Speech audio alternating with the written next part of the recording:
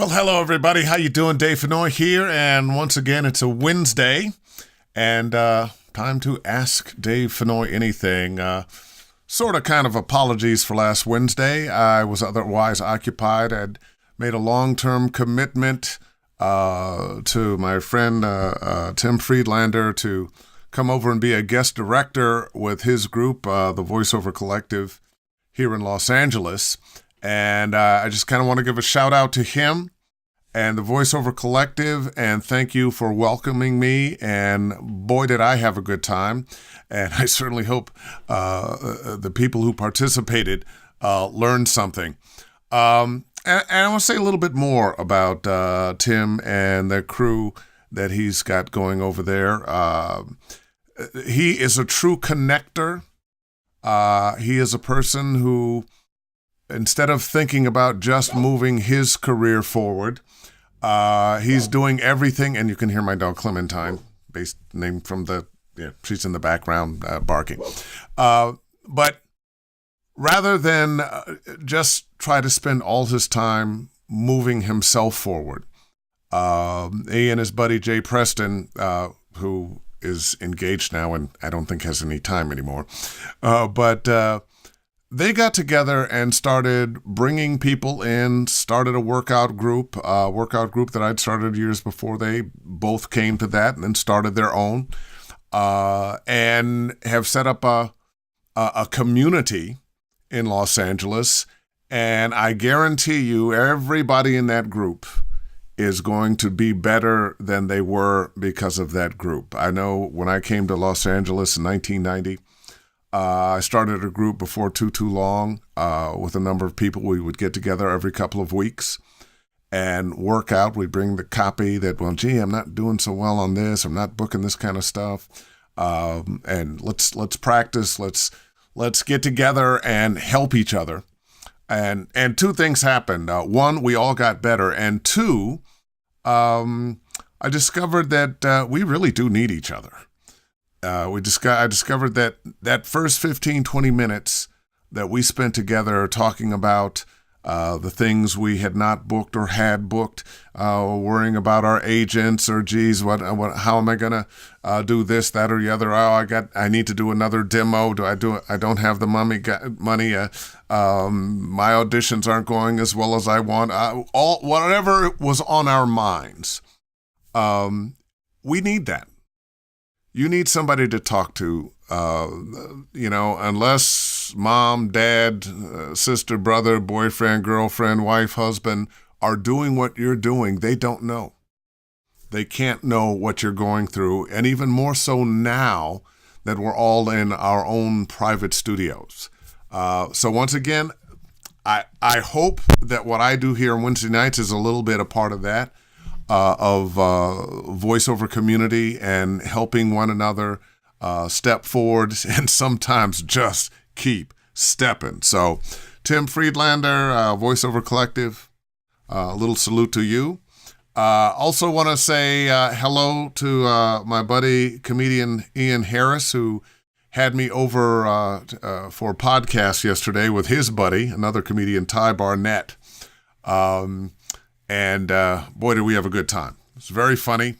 I think it's posted on Ian Harris's page and also on Ty Barnett's. Very loose.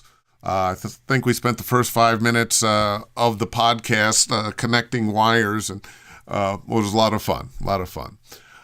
All right. So, wow, lots of people say, hey, Jody, Multi, Storm, Lola, Brian, Don, Jonathan, Erlene, Michael Scott. Okay. Hey, Kayla, Linda, Jim, Ryan. How you doing, Ryan? Michael Scott for video game auditions. How many takes? That's the first question for today. It varies. I generally will give one, maybe two takes. If I feel like the first take I gave is it, and it just feels so right, that's what it'll be. I usually give two takes, however, something a little more energy, a little less energy. Sometimes when the instructions are kind of vague, and they say like we're open to different accents, so forth and so on, or there's not that much information, I might give them a few different things just to cover my bases. Never more than 3. Never more than 3. There was a time you would give 4 or 5 auditions on some things, but people don't have time anymore to listen to much. So put your best, what you really think is the best thing first. Don't try to, I'm going to save the best for last. That doesn't work on auditions. Put the very best first. And if you think that other thing is not something that they would book, don't even bother. 1 is enough, but you could do 2 if you want. All right. Jody Krangle makes me wish I lived closer. Aw. Hey, Janet. Jerry Rapp, what's going on, man? Old buddy of mine. Do you recommend per character? Yeah, if you're going to do, say you've got a game, sometimes they'll send you an audition, and there are a number of different characters, some of which you're right for, and you might want to audition for 2 or 3 or 4 characters. Give them a couple takes on each one, unless, you don't really feel that you've got any more than that one take for that particular character. Sometimes some characters speak to you more than others, that you feel closer to those characters, and maybe you have more takes for that. Or maybe just the opposite. Maybe you feel like, oh, this is it right here. This is the one thing. Boom, I got it. Don't drive yourself nuts with that stuff. I would never give them more than 3. But if you feel like you got it in 1, hey, go for it. Hey, Galena, how you doing? Happy Wednesday to you too. Yvette, what's up, Dave? And Clementine. Yeah, well, she's laying down now, thankfully. But if another dog walks past and she could see it, she'll be up and barking. Ferris, what's up, Fady? Looking for a question. Chris Michaels, hey Dave, nice to see you again. My question for the evening is, what CRM and invoice program do you use? Thanks. Well, because I have agents, 90% of the things that I book are union and represented from my agent, and the union, my agent, they all take care of that. The other things, some international clients and that kind of thing, I send them an invoice and they send me money, and then I just have to put that on the books. There are some other people that would answer that question better for you, I'm sure. I apologize. Okay.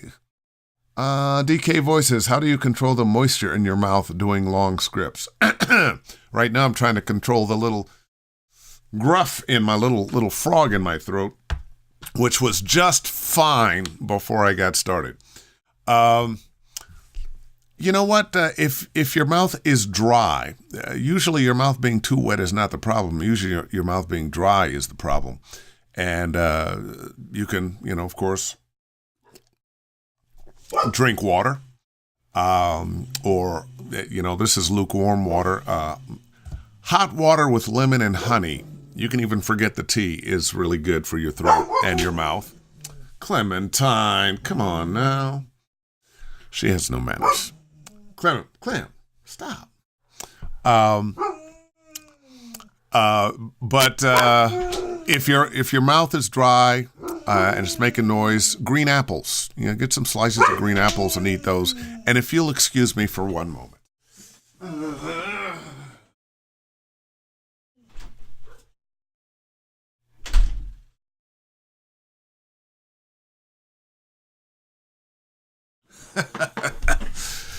Oh, yes, it is live. Sorry about that. Clementine wanted to go out and bark at neighbors' dogs going by. Natalia. Anthony Reese says extra takes are like extra auditions for the part. If they listen to them. People nowadays, their attention spans are very short. And we're back to question number one, how many takes to put on an audition.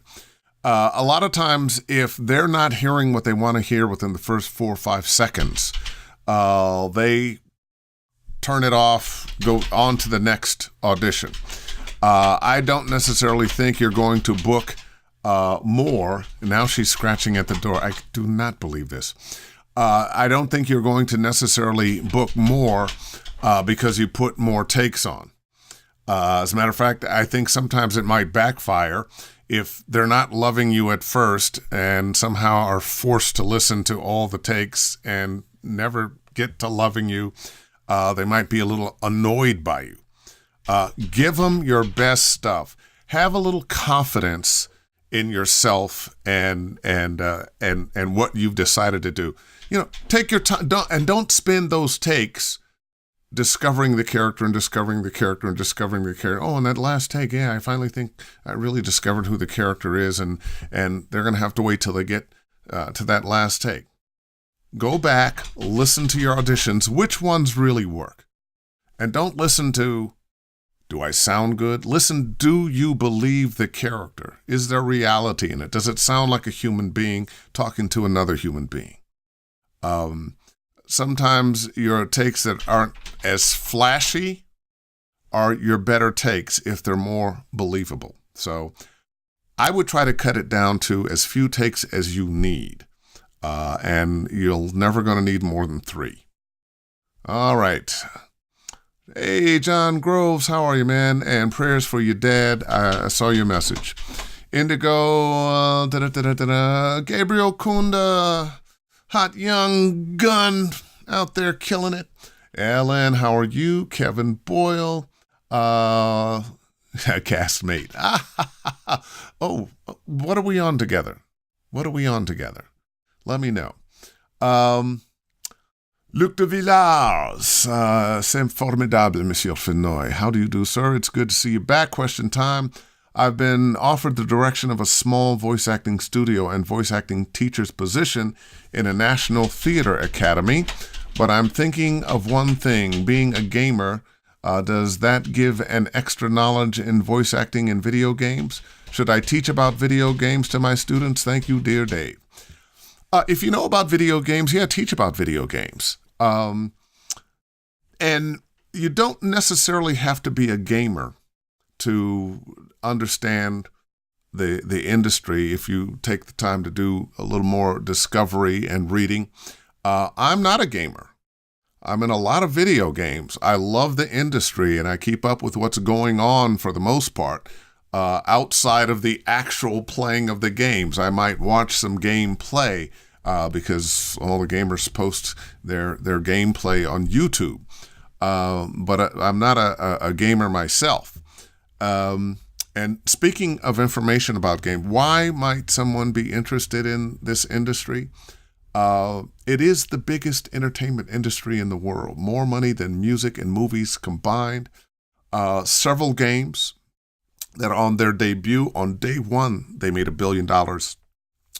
And the Fortnite mobile game, are you sitting down? $2 billion a day. And there's several versions of Fortnite, and yes, I'm on one of them. Woo! Of course, I'm not getting a piece of that $2 billion. This is a big business that is not going away. It is growing up, and I would still say it's a teenager now. There's a lot more growth, a lot more narrative stories to come, a lot more variety. Half the people who play games now are women, where that wasn't the case. And of course, the people who play often want to become voices in games or developers of games. So we're beginning to see more and more women also in the development. I would like to see more of people who look like me in development as well. Some of those doors are opening, not as fast as I would like or think is where it should be, but this too will come. So, Luke, I think if you're going to take over that school, teaching voice acting, you should include voice acting for video games. Now, we talk about video games a lot because that's what people know me for best. But I have been a promo voice for a number of networks and cable stations, still do a lot of promo work. I do commercials. I do narration. I do a lot. But because there are fans of video games, it has given me some notoriety that some of those other areas have not outside of the voice-over working community. All right. Yep. And Natalia, there you go, right? Green apples are good for dryness. Brian Post, do you bite into a green apple to help the clicking issue? I thought it was BS, but it actually helps. Yeah, no, it does help.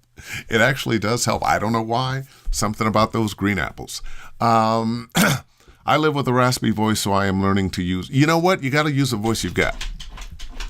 And frankly, I think my voice used to be more beautiful, rounder, and more beautiful. And I actually think that the little bit of damage and age that's on it now makes it a more interesting voice. And also, I guess I've had it long enough. I don't really listen to my voice that much anymore. And that's one of the biggest problems we have when we are people who have beautiful voices. We've been told our voices are beautiful, and so we start listening to our voice, and wow, this is going to work on that girl, and this is going to work on that gig, and this is going to work on that, and I'm going to impress people with my beautiful voice. And I don't think it actually does. People will go, oh, he's got a nice voice, but it seems a little full of himself or something. When the people who we hear with the wonderful voices,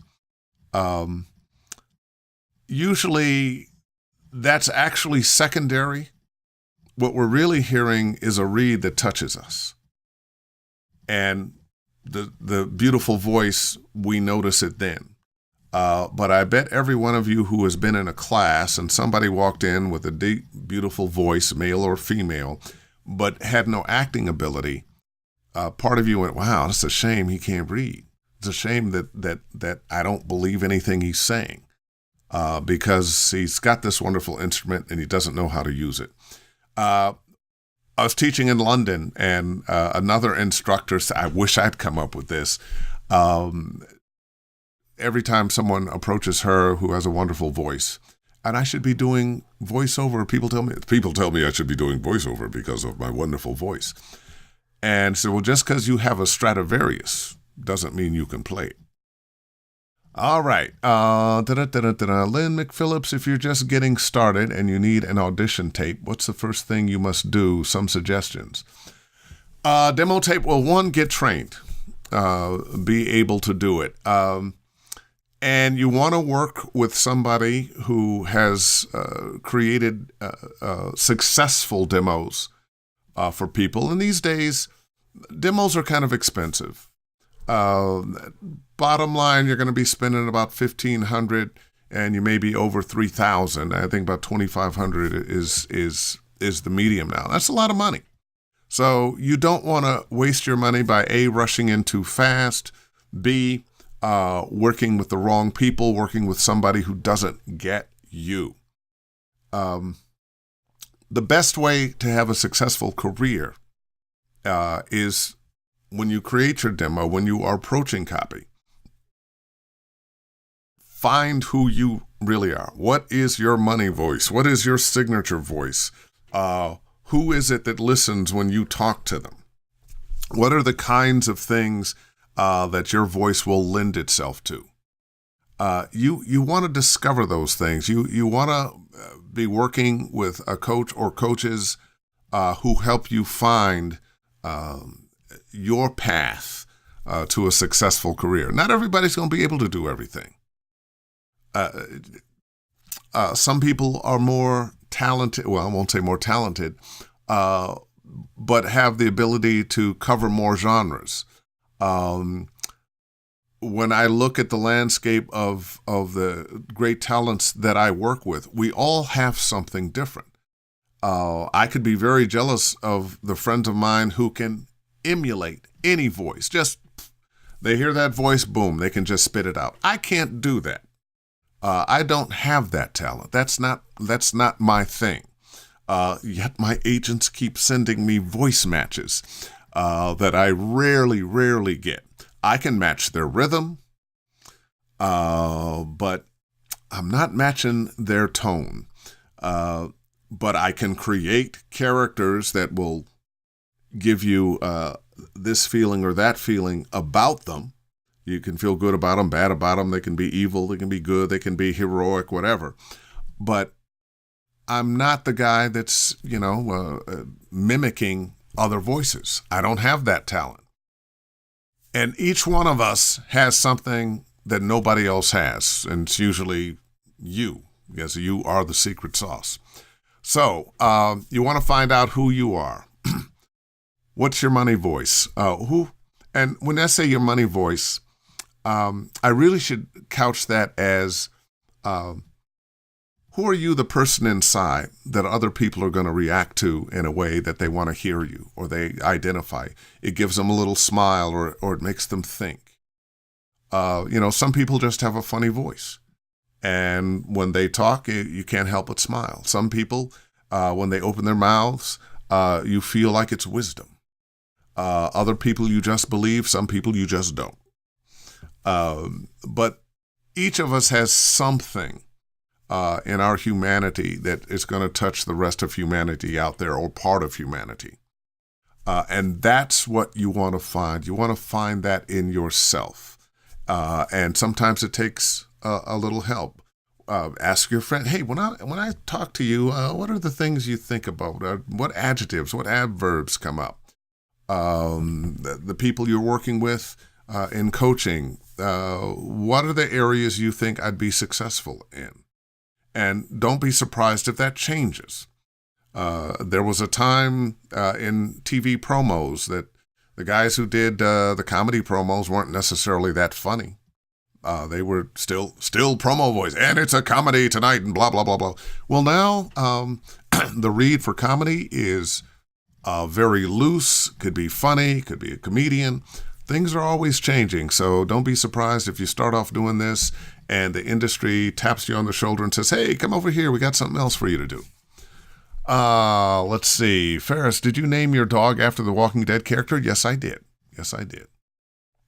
Too much moisture is my problem. Oh, too much. Wow.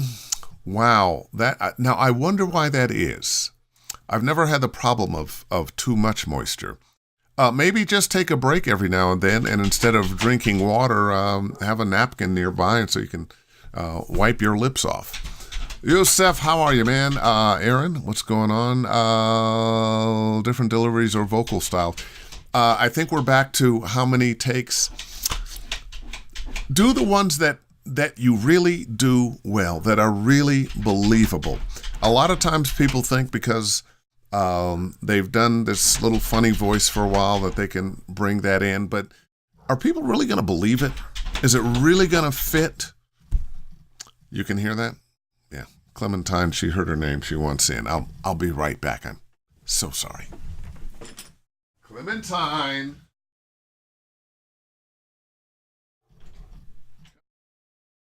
Adorable. Come here. Come here. Come. Are you going to crawl under there? I was going to have her. Oh, there's a couple of the puppies. I've got a couple of other puppies in here, so I've been invaded by dogs. Joshua Store, hey brother, are you attending E3 this year? I will stop by. Usually with the E3, I stop by and I do some of the social events afterwards. Jean-Francois Donaldson, if you can fix one aspect of your voiceover career, what would you fix? Wow. See, that's a little too personal. You know what? I probably would have updated my demos more often, updated my website more often, done more promotion. I was fortunate that I started working and kept working.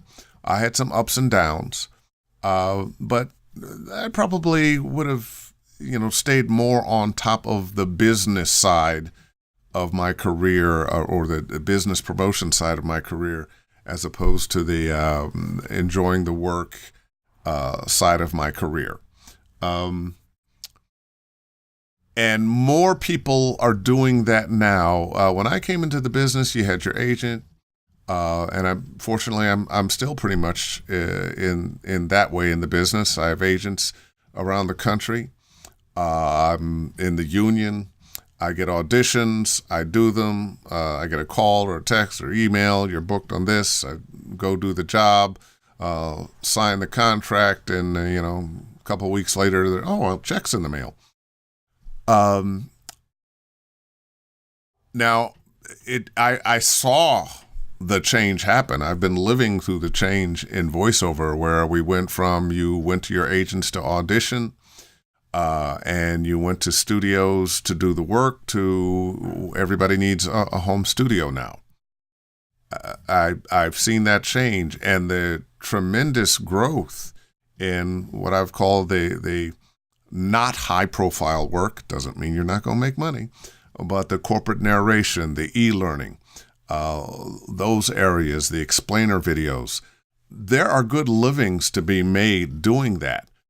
Unfortunately, you're going to have to be more of a business person when you do that. You're going to have to find more work. You have to find how to work the pay-to-play sites. And a lot of that has to do with, like a Google words, Google AdWords, search words. What are people looking for?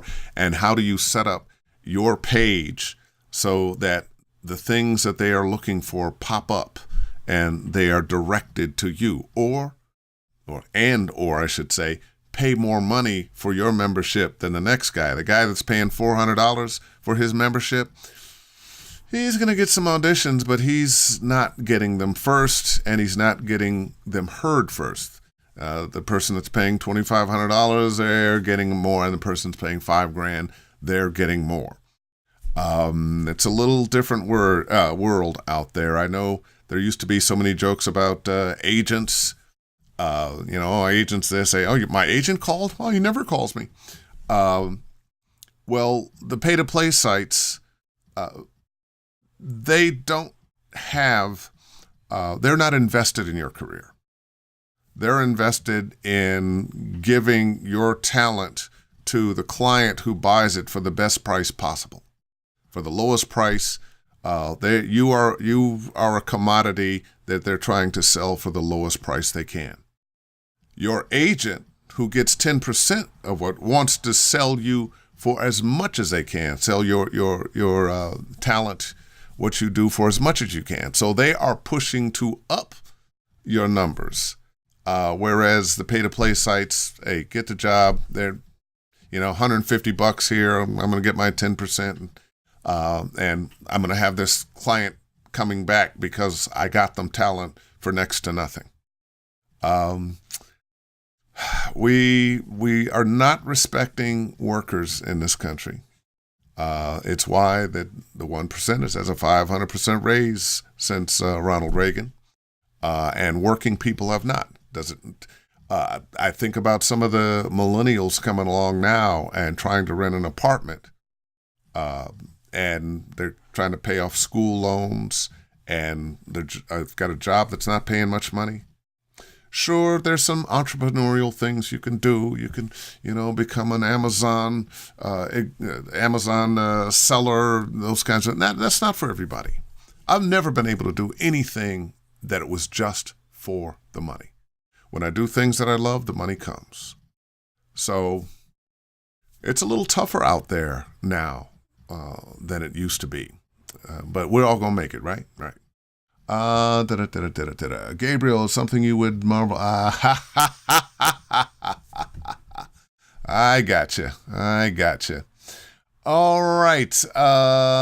Michael Roberts, hello there, Dave. Kevin Cody, what's going on? Jason Morris, hi, Dave. How you doing? I'm doing great. And in the Ask Dave Fennoy Anything, I appreciate that you care, but that's not the kind of question I'm supposed to be answering. Good to hear, Dave. Sometimes I feel like it's too late for me to get aboard the video game train. One of the interesting things about video games is they very much mirror the movies. Every genre that you can imagine in cinema, you're going to find in video games. And sure, there are a lot of parts for young 20, 30-somethings, guys and gals are looking good and feeling good. But there's also kings and wizards and dragons and lions and characters of all ages. So don't feel like because you are a certain age that you can't do that work. There are parts for everybody. Kevin Katie, howdy ho. Dave, howdy ho. Faye Mata join. Hey, Pamela, how are you? My voice sucks. I'm a better guitarist. I don't think anybody's voice sucks. Some voices are more recognizably beautiful or interesting than others. But if you can connect to people, if you can take the words off the page, make them your own, and touch people's heads and hearts, you can do this. It really is not about the quality, the sound of your voice. It's about connecting. All right. Hey, Drita, how are you? Thanks for all the sharing great, relevant advice, being so generous with your time.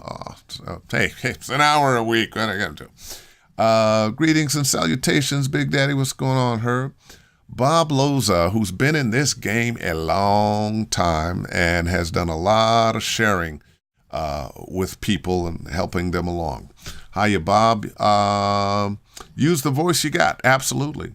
Every once in a while, I realize I have a wonderful voice, but yes, it's the acting believability. Yeah, well said. Bob's been around a long time. And you know what?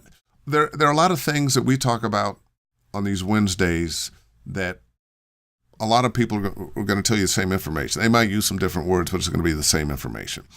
When I'm teaching voice acting for video games, I have the small print is nothing I'm teaching here is new.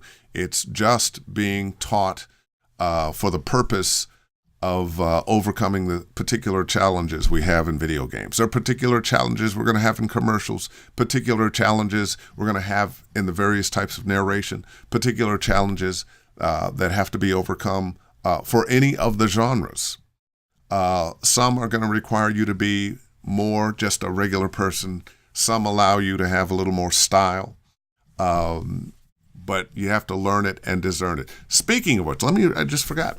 I'm going to be doing another free webinar or GoToWebinar next Thursday, not tomorrow, next Thursday at 6 p.m. And if you saw the link here on Facebook or on Twitter or on LinkedIn, the link is there. You can click on and sign, cost you nothing. And we'll get a chance to read, and we'll be going for 2 or 3 hours.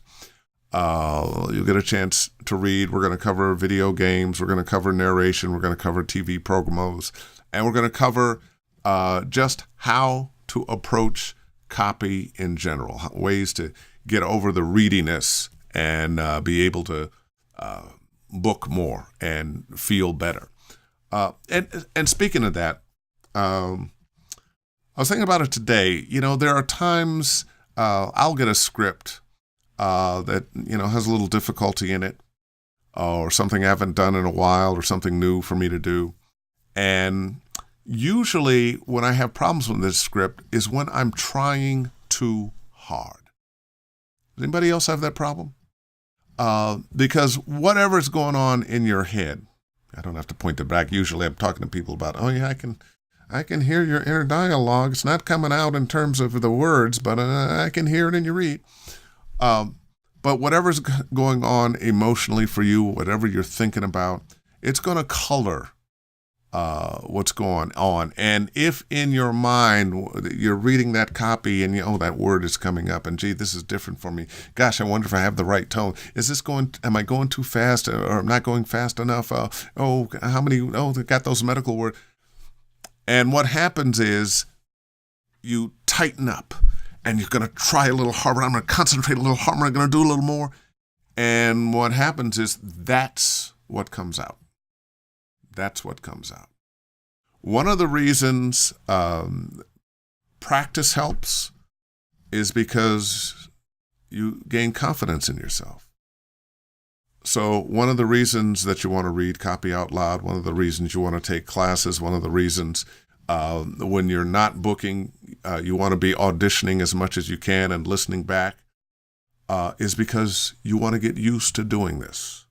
You want to do it over and over and over and over again so that you're used to taking the words off the page and just saying them. Not trying to make the words do something, but feeling and thinking a particular way about what you're saying and who you're talking to, just like you do in real life.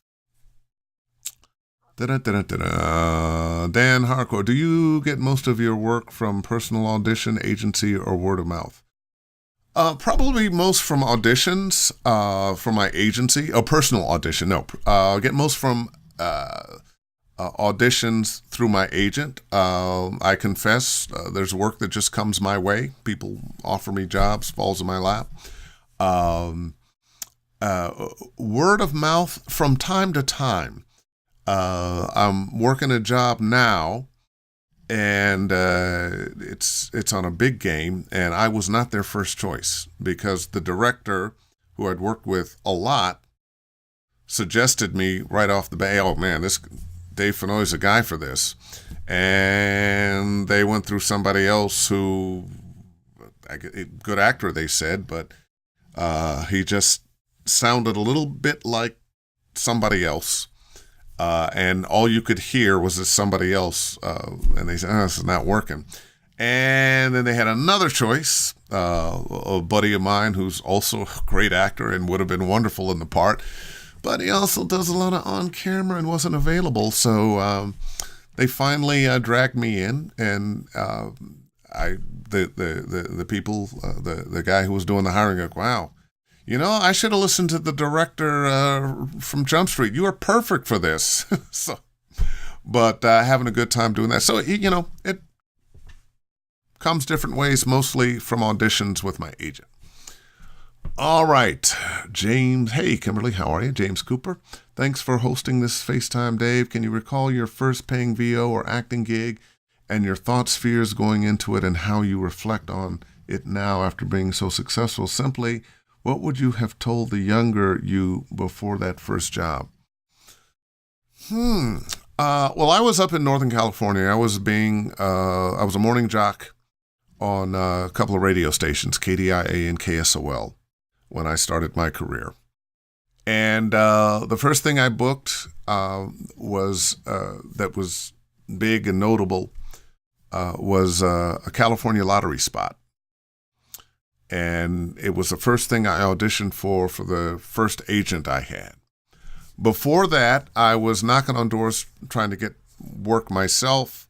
I did some work for TV 20. I was doing promos for them, where you would go in and you do as many promos as you could fit in, $25 an hour, which, you know, looking back, it's like, oh, man. I was happy to be doing it because I was getting a chance to do the work and I was being heard. I wasn't thinking of myself as learning at the time, but I was actually learning a lot about doing TV promos. Also, that was when the 976 numbers were happening, and there was a company called Megaphone, and I was the voice of the Michael Jackson hotline and the Prince hotline. And I'd go in every week and voice little newsy things about it's the Michael Jackson hotline, man, and wow, Michael did this and Michael did that. It's the Prince hotline, and kind of crazy voices like that. And the other thing with them, they had the results from the lotto. So every week, I think it was on Wednesdays, I would go over from the Bay Area to San Francisco to their office. And, I'm watching the drop of the ball on television, and then I'm recording, and the lotto numbers are so people could call up on their phone and get the lotto results. And they also had a thing, they had a romance line where I was a romance voice, and it was always a story of some woman that you met, and she was attacked, and you saved her, and then there was a romantic scene at the end. And that was how I started in voiceover, and of course doing commercials for the radio station. So I always felt good about what I could do. I had a little too much confidence. I probably felt like, because when I went into radio, after taking my Columbia School of Broadcasting course, I thought I was ready to do mornings right then. Oh, experience? Who needs experience? I'm ready now. Let's go. Once I got on the radio, I realized, oh, you know what? There's a lot to learn here. Fortunately, I was into it. I was learning, and it wasn't too long before I was doing mornings in that major market. The one thing I did do that they tell you not to do, I started in a major market. In radio, people tell you, oh, yeah, you're going to have to go out to the boonies and start out there and work your way back to the big city. I said, I can't do it. I'm married. I got a kid. I'm here. I'm starting it here. I'm going to do it here. Got to make it work here. And I made it work there. So I was probably a little cocky. And when I say that, I don't mean like cocky, like, yeah, I'm a bad son of a gun and you need to hire me. It didn't show up like that. It just showed up like, I can do the job. Let me, I will apply, hire me. And fools that they were, they did. All right. What was the role you were awarded for as a voice actor? For Lee Everett, Walking Dead game. Was nominated 6-7 times for Best Actor in a Video Game that year. And won a couple. Got to go to London. I was nominated for a BAFTA. I have the sign over here someplace. And didn't win the BAFTA, but if somebody pays for you to go to London for, like the Oscars of video games, even if you don't win, you understand what the actors say when they've been nominated for an Oscar. It is an honor just to have been nominated. And those are the kinds of singular good things that happen in your life that you have to kind of reflect on. Certainly wasn't what I expected in a career. All I wanted to do was work. But when things like that happen to you, it's just a blessing, and you count them. All right. Every time I get hired for a job, it tells me a little more about what I really do. From Bob Lowe's again, every time I get hired for a job, tells me a little more about what I really do. Absolutely. Kevin Walsh Renier, hey Dave, do you still attend workout groups with Robin Armstrong? When I can get there, I'm very busy. I go, but not nearly as often as I used to. This is a group that Robin and I set up over the studio that he has, and I helped him put it together. As a matter of fact, I put it together originally. And there was a point a number of years ago when the economy had crashed in 2008. My two biggest clients went out, and I had been, just, hey, I'm working, I'm doing it. I'm not really seeking work. And suddenly my income got cut in half, and I had not been seeking new business. So one of the things I did, I took some workshops. At one point I met Robin, and we started a workout group again. I had stopped doing that. And what I realized, the things you need to do to continue your career are the things you needed to do to begin your career. There are a lot of people that I got into business with that aren't in the business anymore because in their minds, well, why do I need to learn anything else? Why do I need to change? Why do I need to go in that direction? There are a few, the guys I still see and hang out with clearly did not feel that way. So word to the wise, if you want longevity in this, be willing to retool, remodel yourself, because things change.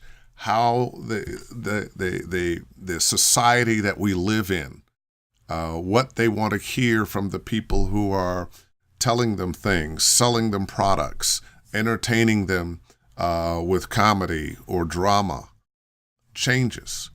Styles of acting change. Styles of communication change.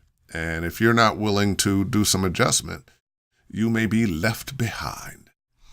All right. Tony Whitehead, what's going on, man? Michael Sessoms.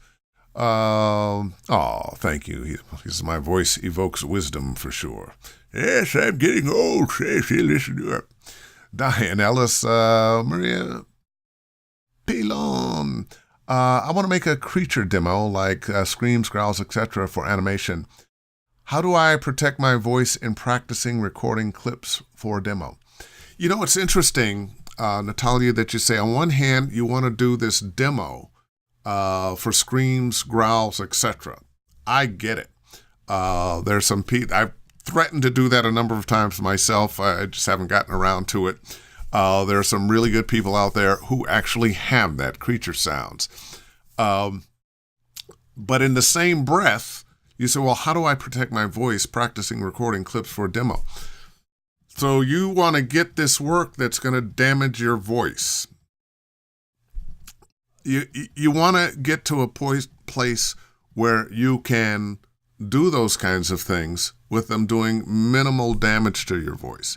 If you're worried about damaging your voice just doing the demo, what's going to happen when you're doing this day in and day out?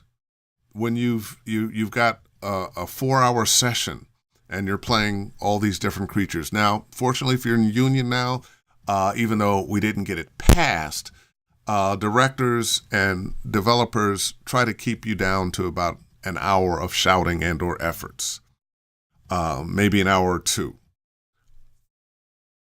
If you can't maintain it, if you can't do it without damaging your voice so severely,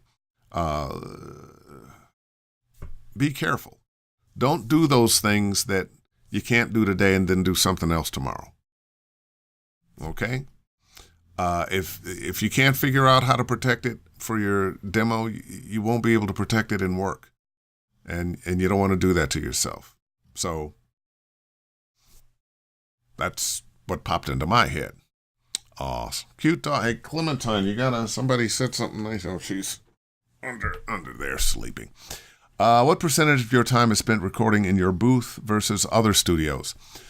I spend a fair amount of time in my booth. I do, just about all my auditions in there and about 30-40% of my work.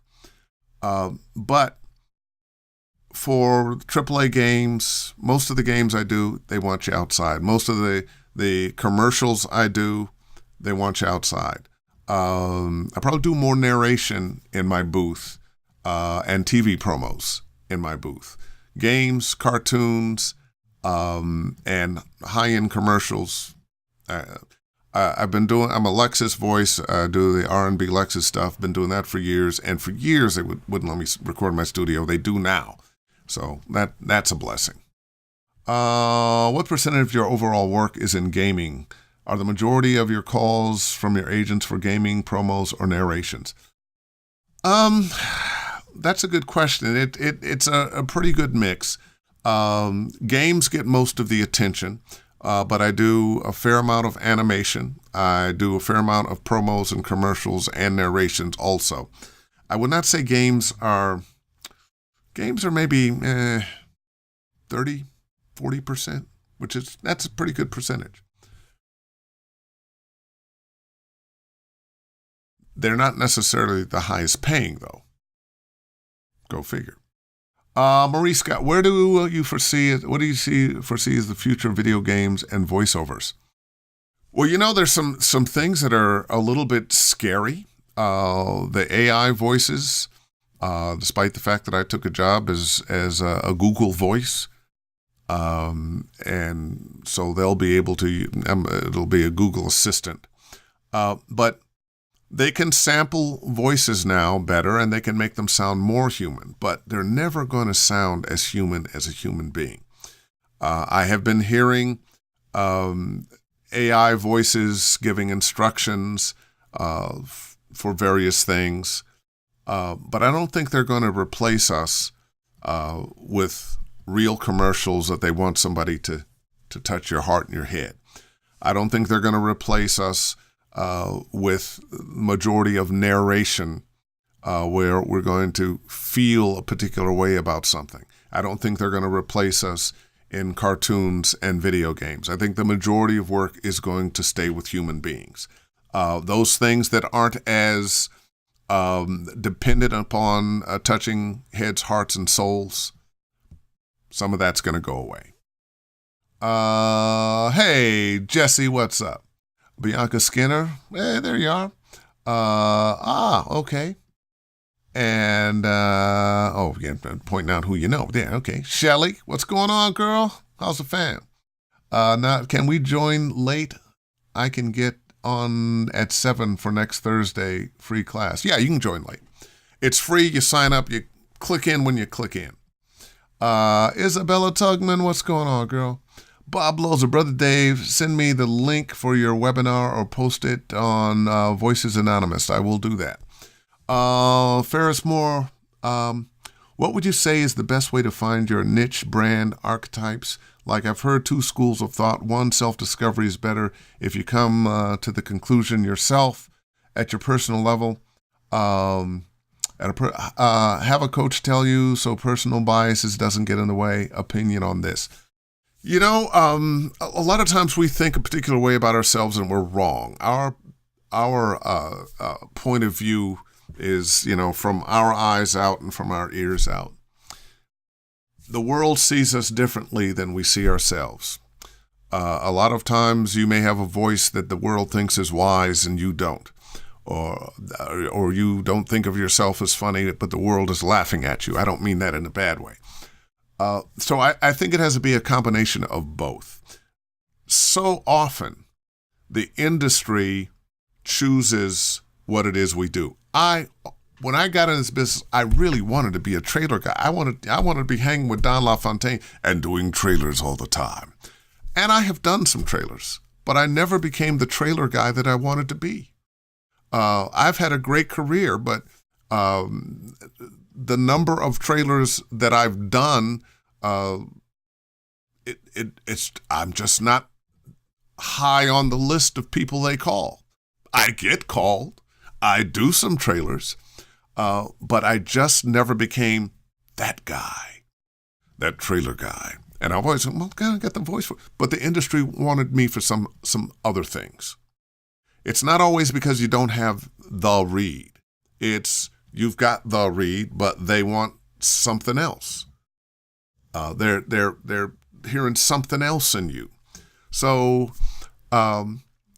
do those things that you think you're good at, Ferris. Do those things that you connect with, that you enjoy. But don't turn your nose up when your coaches, when the people who hire you, when your friends in the business, all other voices, steer you in another direction because they just hear it. A lot of times people are seeing more of who we are in many ways than we see, or seeing another side of us, I'll put it that way.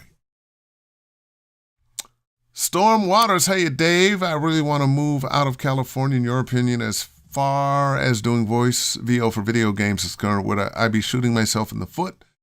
Would it be better to stay close to LA? Well, the bigger games are here, that's for sure. But what I tell you, no, you can't. You got to stay in LA. You're going to do some video games. No, because the Bay Area has some gaming companies up there, and they do some hiring. Now they also reach out to California, Seattle. Microsoft is up there, and other companies, Valve. A lot of game work going on up there. They also reach out to LA. Austin, Texas, a lot of games going on there. Dallas, a lot of games going on there. Atlanta has become a hub. If you go to Boston now, any place where there's high tech, there are going to be some game companies. They may not be big ones, but they're going to be there. It's a world market. But the AAA games, for the most part, they're here. Now, connectivity is better than it's ever been before. I know a young lady, she was in the Walking Dead game for season 2. They were looking for a black female of a certain age. And this woman had been in touch with me about, some training in voiceover, and she was great. And I recommended her. They flew her in. I think she was in New Orleans and maybe Denver, I forget. But she's finally moved here and doing very well. So there are times they'll bring you in. I know of a number of people who are in Atlanta that are getting work. I think two things are going to happen. One, the world is going to have to continue to be more interconnected, which I think is definitely going to happen. And you have to be good and let them know you're there. I think you can do it, but I think it is going to limit, at least for a while, the number of AAA type opportunities that you're going to get for video games and cartoons. But it's your life. It's your life, so you got to do it the way you want to do it. Rama Rodriguez, what's going on, man? Yeah, overthinking equals disaster. True that. Brian Pulse, I was once sent to voice a lead character in an independent game. After some time, the team got back to me and asked me to re-audition because they had a different idea for his personality. I was no longer a good fit for it, so we parted ways amicably. I actually pointed them in the direction of a friend and fellow voice actor who went on to do it instead. I've learned to never take it personally and instead be grateful for the opportunities to play in the audition regardless of the outcome. Brian, talk about wisdom there. I've been on both sides of that. Somebody else had been hired to play Lee Everett in the Walking Dead game. He had done a whole episode and they decided it wasn't working, and then they brought me in. My very first big job, somebody asked me about that, but my very first big session, brand new in town, did the audition. It was for the Big Red Boat, Disney. It was going to play everywhere, on television, everywhere. And I went in and did the Big Red Boat, and they loved it. Oh, we love it. Oh, your voice, yeah, it's great. Yeah. And, when's it going to start playing? And it's going to start playing at such and such a date, and it'll be on such and such channels. I told my mom and my daddy, all my friends, all my relatives, yeah, you're going to hear Dave, I'm going to be on. And the commercial came on in the show, and they had replaced me. Whoo! Talk about pain. Talk about embarrassment. It happens. Sometimes I get another idea. Sometimes this does happen. I tell people all the time, they're not going to fall in love with your voice. Sometimes they do. I've heard tales of a number of people, the Walking Dead thing, where somebody had a great audition and a great voice. They didn't have the acting talent to maintain it, but they got hired.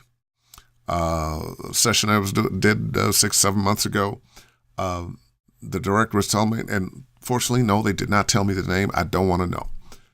But they brought a guy in that, sometimes the production company is, or the company that is recording the voices is a different company than the game developer. The developer decides who the director and production company is going to hire. And they didn't know who this guy was, but that's who the developers wanted because he sent in this audition. They loved his voice. But sometimes it's just a few lines, and sometimes you get a little help with your audition, and you can cut it up, put it together, and wow, he sounds wonderful. But he couldn't reproduce it, couldn't do it.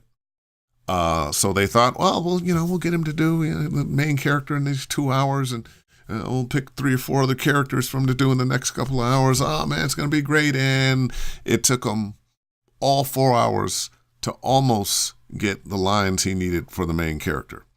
This guy, if he gets good, it's going to be hard for somebody to hire him again. They're not going to trust him. You don't want that to happen to you. And sometimes you're just not, more often than not, it's not that you're not a good actor, you're just not right for the part. Or they've decided, we're going in another direction. And no, you really shouldn't take it personally.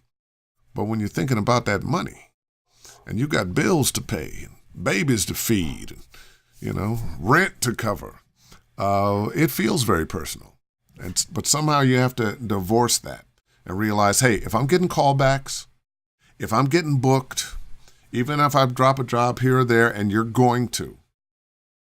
in this game, and it's happened. I think of the number of great actors who were not the first call on a movie.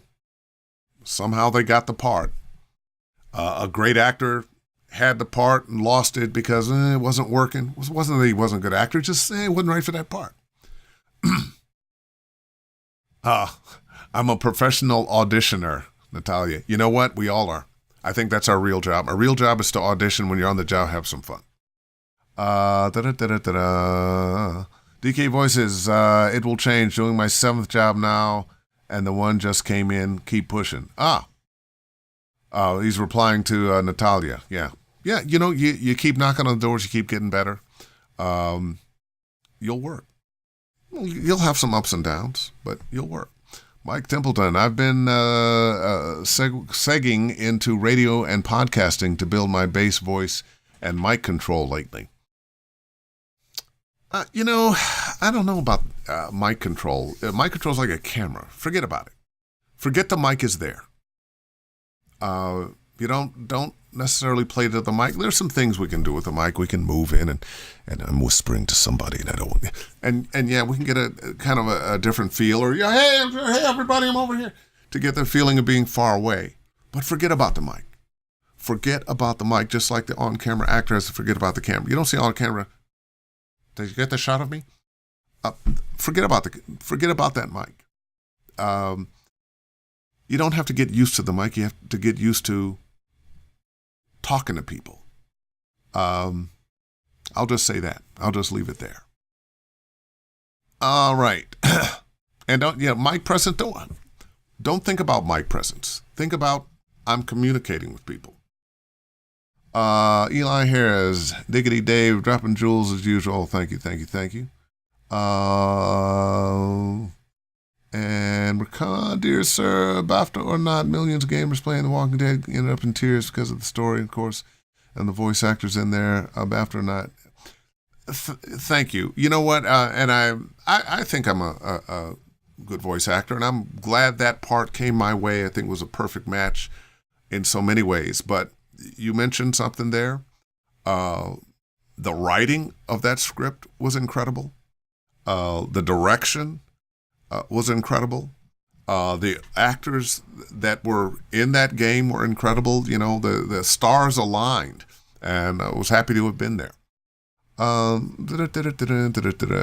Randy! Oh, thanks, man. In a world where Dave Fennoy became the trailer guy. And you know what? It could happen. Somebody could, you know what? It could happen. I've done a number of jobs on pay-to-play sites. I think you meant to run approximately 20 times now. However, I have only been asked back 2 times by 2 different clients. Is this a bad sign? Not necessarily. There are some clients that it's not going to be repeat work ever. And